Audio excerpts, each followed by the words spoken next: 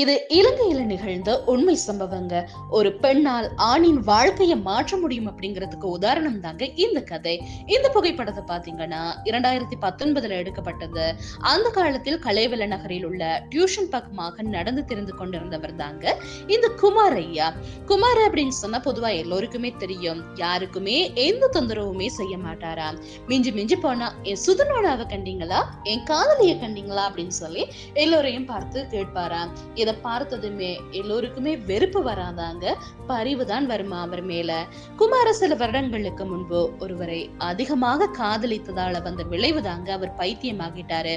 குடும்பத்தினரும் கைவிட்ட நிலையில அனைத்துமே மாற்றியது வேறொரு பெண்ணுடைய காதல் தாங்க இவருடைய வாழ்க்கையில். ஒரு நாள் தனியார் வங்கி ஒன்றில் பணிபுரிந்த சயூரி அப்படிங்கிறவங்க இரவு 8:30 மணி அளவில் கடைசி பேருந்து தவற விட்டுட்டு பேருந்து இல்லாமல் கலாவல சாலையின் ஓரத்துல காத்து கொண்டிருந்திருக்கிறாங்க.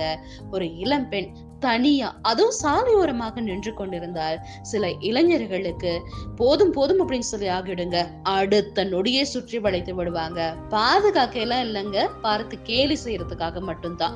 சயூரியை சில இளைஞர்கள் கேலி செய்வதை பார்த்து குமார இளைஞர்களை விரட்டி விட்டு சயூரியின் வீட்டார்கள் அழைத்துட்டு போறத மட்டும் பாதுகாத்து நின்று கொண்டிருந்திருக்கிறாருங்க.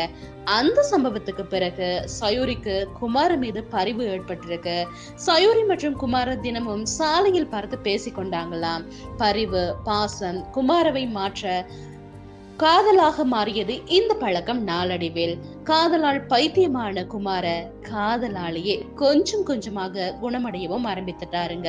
பைத்தியமாக இருந்த குமார தற்போது இலங்கையின் மிகப்பெரிய தொழிலதிபர்கள்ல ஒருவராகவும் சயூரி அவருடைய அன்பு மனைவியாகவும் இருக்கிறாங்க.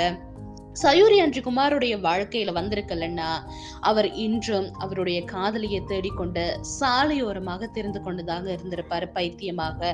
நற்செயலால நம்மளுடைய வாழ்க்கையில ஒரு சிலருடைய வருகையால எங்களுடைய வாழ்க்கைய மாறிடுங்க. அப்படி உங்களுடைய வாழ்க்கைய யார் மாற்றினாங்க, அப்படி ஒருத்தவங்க இருப்பாங்களாக இருந்தா என்னோட பகிர்ந்து கொள்ளுங்க. அதே நேரத்துல இந்த சேனல் உங்களுக்கு பிடித்திருந்தா ஒரு லைக் பண்ணிடுங்க. ஷர்மி ஆஃபிஷியல் யூடியூப் சேனலை ஒரு சப்ஸ்கிரைப் மட்டும் பண்ணிடுங்க.